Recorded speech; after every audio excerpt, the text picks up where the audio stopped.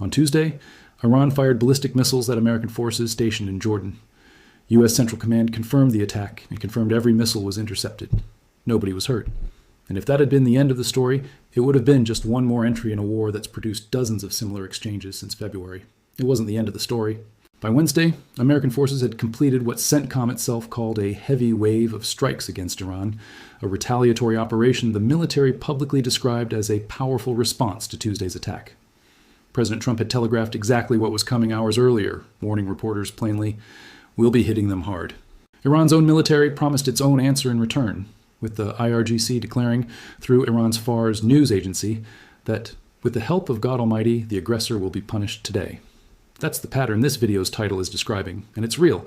But here's what almost no coverage of moments like this tells you.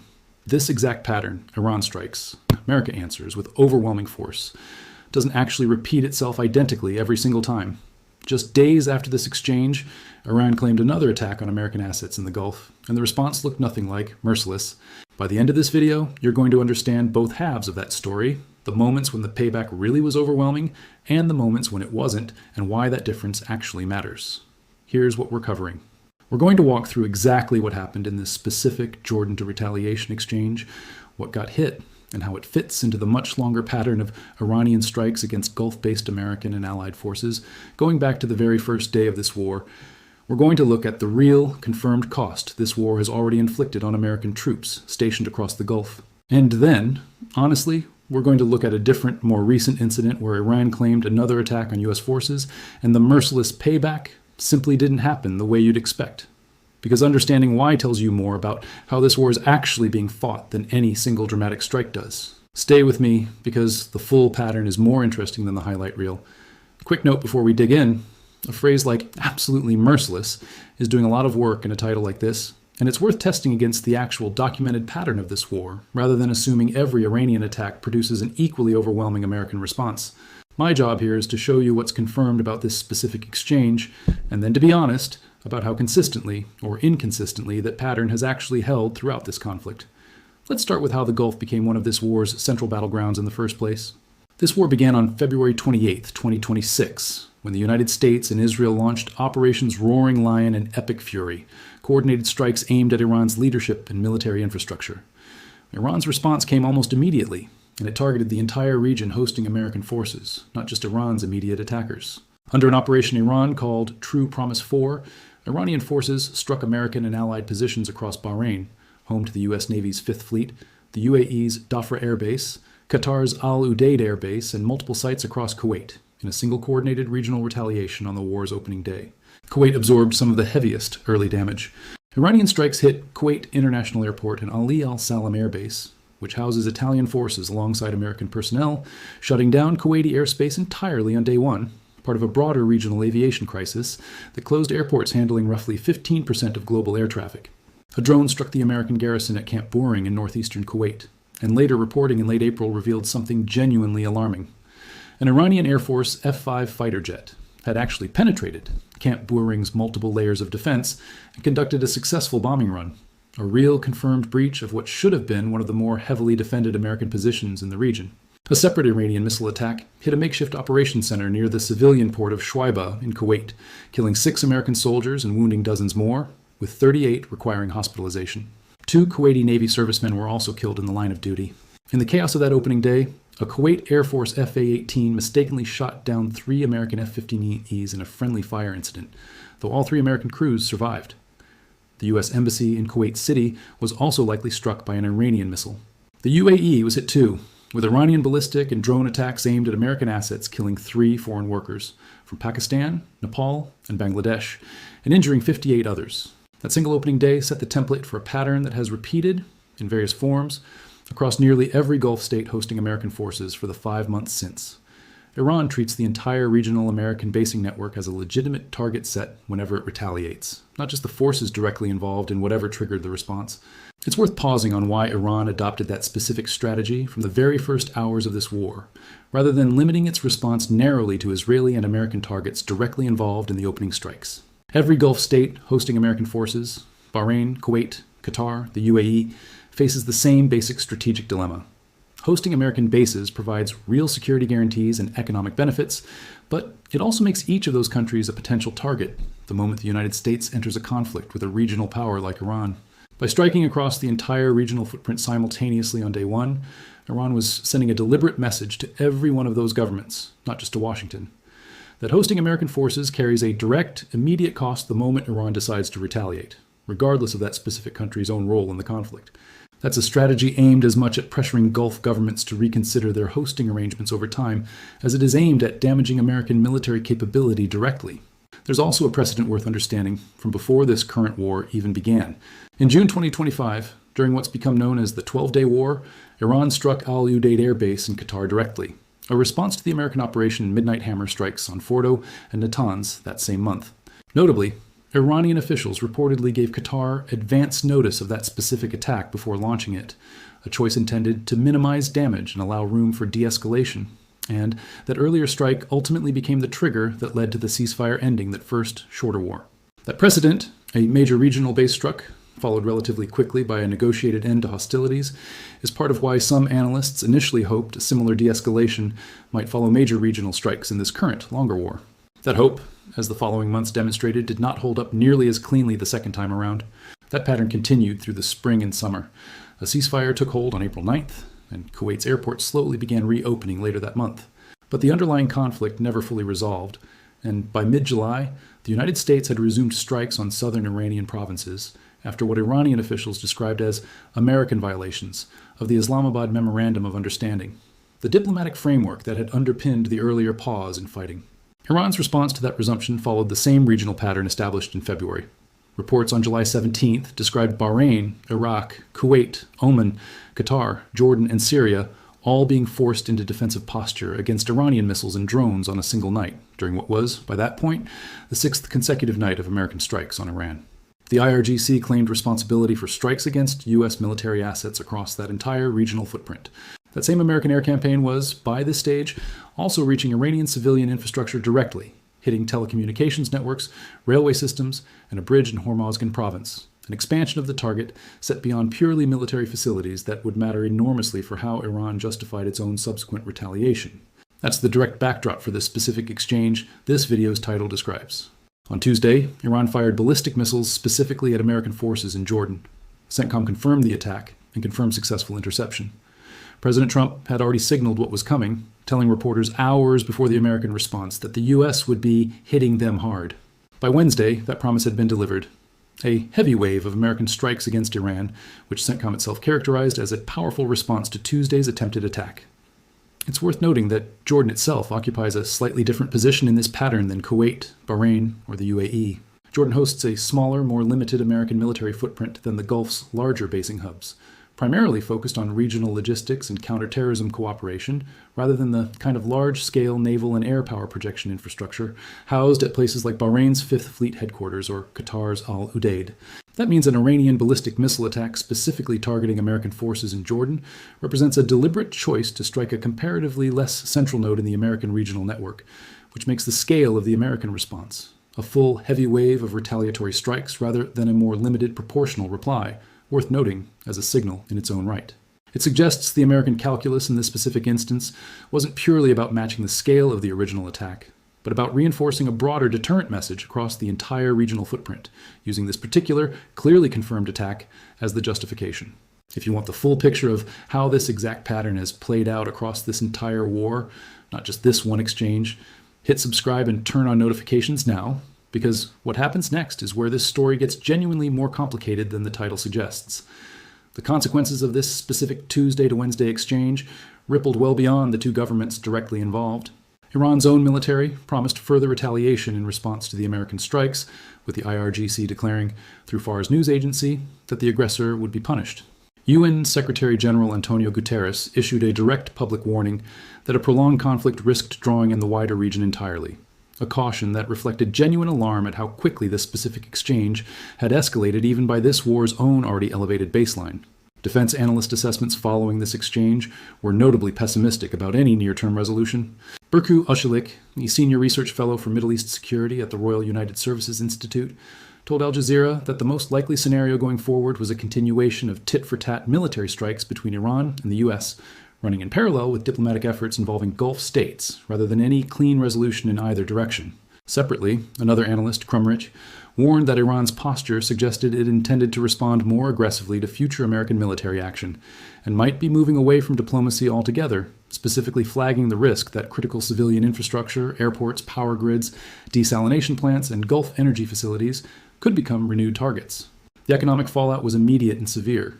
This exchange landed directly on top of an already fragile oil market, with commodities strategist Warren Patterson at ING Bank noting the rising tensions were throwing, in his words, cold water on any idea of a swift de-escalation in the Persian Gulf and dimming hopes of restarting negotiations. Tanker traffic through the Strait of Hormuz had effectively halted by this point, and Iran had separately rejected an Omani proposal to evenly split control of shipping through the waterway, instead demanding total oversight of inbound traffic and partial oversight of outbound lanes, a maximalist negotiating position that made any near-term reopening considerably less likely.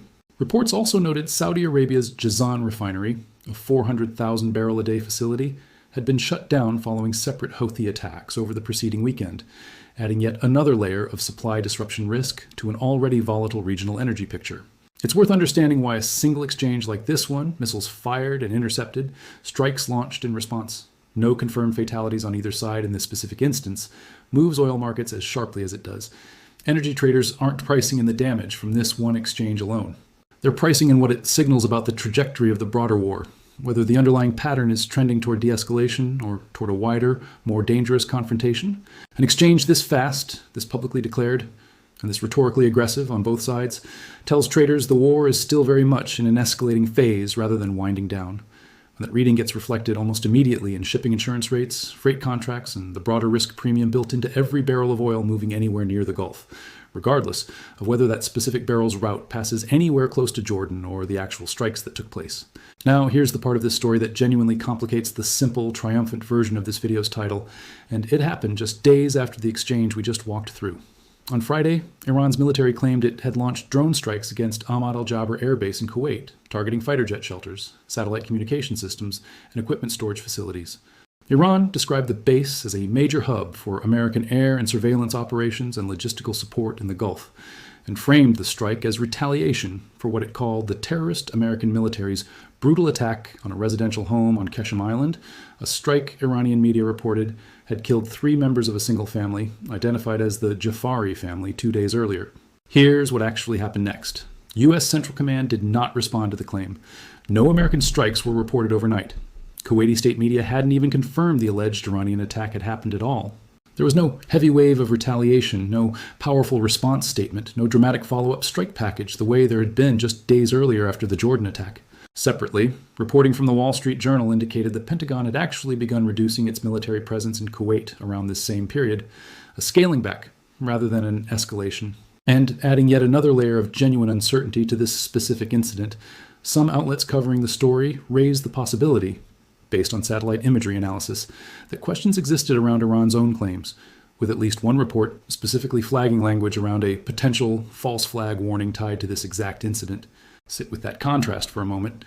2 Iranian attacks on American or American-linked assets in the Gulf, separated by only a few days. One triggered an immediate, publicly declared, heavy wave of overwhelming American retaliation.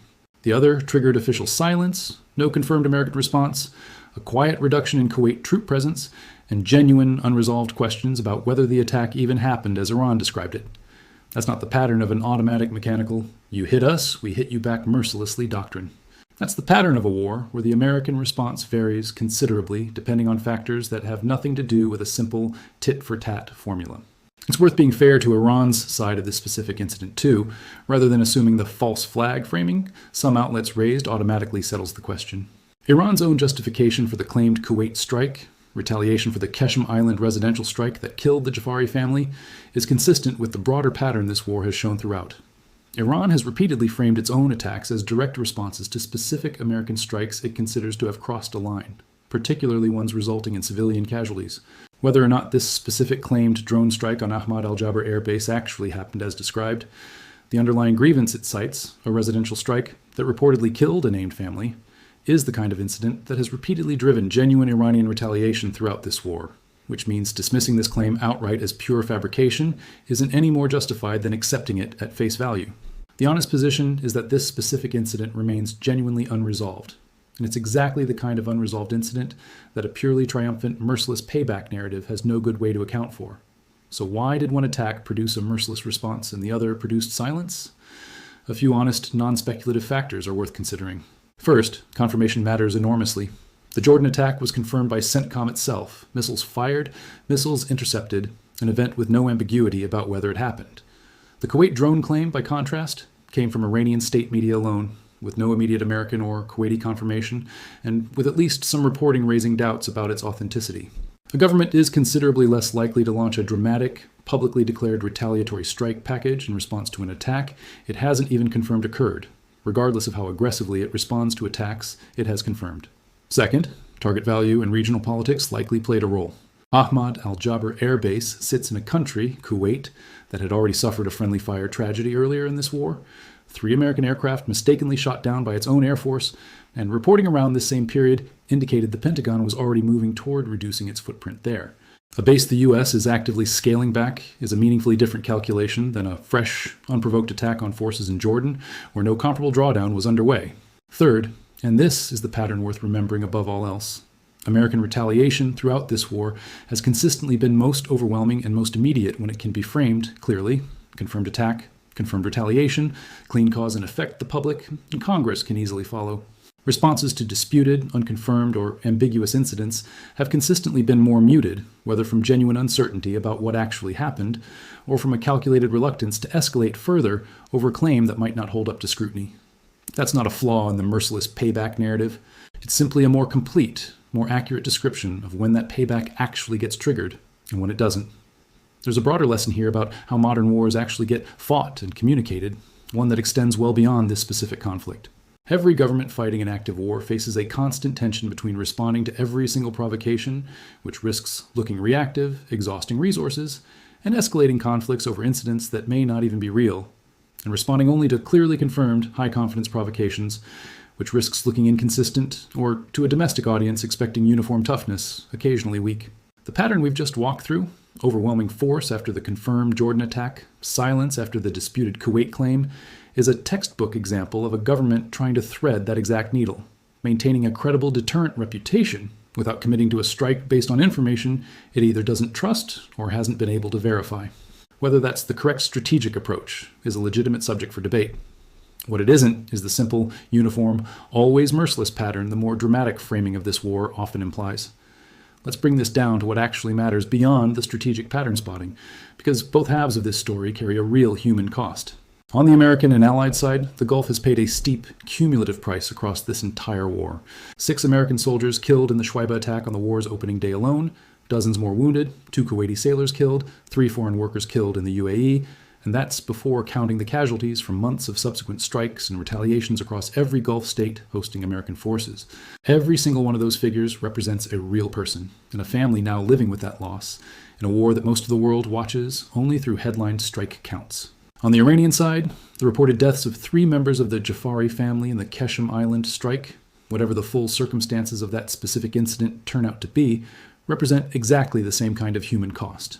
A family caught in a war shaped by decisions made far above their heads. That strike, whether or not it directly caused the Kuwait drone claim that followed, is a reminder that this war's civilian toll runs in both directions, and that every retaliatory claim, confirmed or disputed, traces back to a real, specific triggering event that usually involves real casualties on one side or the other.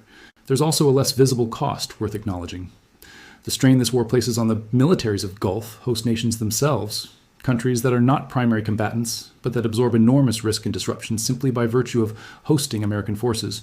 Kuwait's own sailors killed in the war's opening hours, the friendly fire incident involving its own air force, its airport shut down for weeks, its airspace repeatedly disrupted, represent a cost borne by a country that didn't choose this war and has limited ability to opt out of the consequences of hosting the forces it does.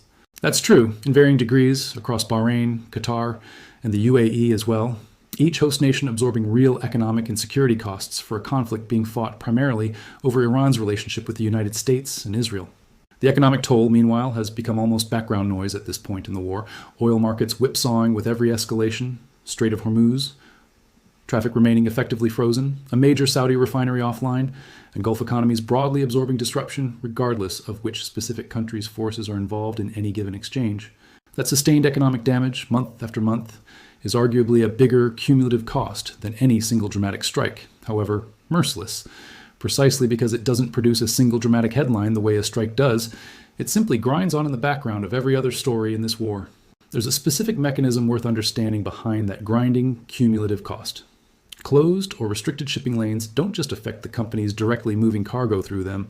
Every additional day the Strait of Hormuz remains effectively frozen adds further strain to global energy markets already absorbing the shock of a major Saudi refinery going offline, layering disruption on top of disruption in a way that compounds, rather than simply adding up linearly. That compounding effect is part of why analysts like Patterson at ING have grown increasingly pessimistic with each new escalation. A single incident might be absorbable on its own, but a war that keeps producing fresh escalations every few weeks, on top of an already damaged supply chain, makes each subsequent shock progressively harder for markets to absorb without lasting price effects. So if you want to track how this pattern actually develops, here's what genuinely matters. Watch whether CENTCOM ever issues a formal response, confirmation, or denial to the Kuwait Ahmad al-Jaber drone claim. Continued silence weeks later would reinforce the theory that this specific incident either didn't happen as described or wasn't considered credible enough to warrant a public response either way. Watch the pace of the Pentagon's reported drawdown in Kuwait specifically. A continued reduction in American presence there would suggest Washington is deliberately lowering its exposure in a location it no longer considers strategically essential to hold at the same troop levels, independent of any single Iranian claim. Watch for the next confirmed, undisputed attack on American forces anywhere in the Gulf, and how quickly and forcefully the U.S. responds. If the pattern from the Jordan exchange repeats, confirmed attack, swift and overwhelming public retaliation, that reinforces the idea that clarity and confirmation, not simply the fact of being attacked, is what actually triggers the merciless payback this video's title describes.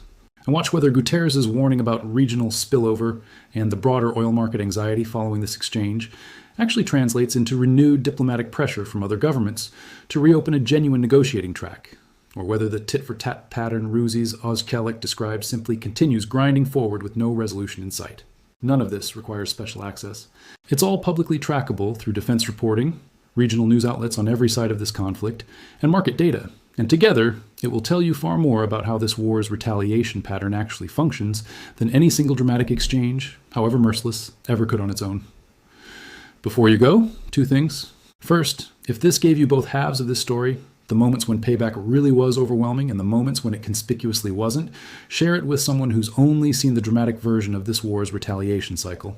Second, I want your honest read in the comments. Do you think the muted response to the Kuwait drone claim reflects genuine uncertainty about whether it happened, or a deliberate American choice to avoid escalating further in a location it's already scaling back? I read every comment on these breakdowns, and I want your take on this one specifically. Here's where things actually stand. On Tuesday, Iran fired ballistic missiles at American forces in Jordan, all intercepted according to CENTCOM. By Wednesday, the United States had delivered what it called a heavy wave of retaliatory strikes against Iran, a powerful publicly declared response Trump had promised hours in advance. That exchange landed on top of an already fragile Gulf, a region that has absorbed Iranian retaliation across nearly every American and Allied base since the war's opening day on February 28th, including 6 American soldiers killed in Kuwait alone in the war's first hours. But just days later, when Iran claimed a separate drone attack on Ahmad al-Jaber air base in Kuwait, in retaliation for a strike that reportedly killed 3 members of the Jafari family on Qeshm Island, the response looked nothing like merciless. No confirmed American strikes, official silence from CENTCOM, and a quiet reported drawdown of U.S. forces in Kuwait instead. That contrast is the real, complete story behind this video's title. This war's retaliation pattern is real, and when an attack is clearly confirmed, the American response has consistently been fast and overwhelming. But that same overwhelming response doesn't trigger automatically every single time Iran claims an attack. And understanding that distinction, confirmed versus disputed, escalation versus quiet drawdown, tells you far more about how this war is actually being managed than any single headline about merciless payback it ever could. Stay locked in, because which version of this pattern plays out next is still very much an open question.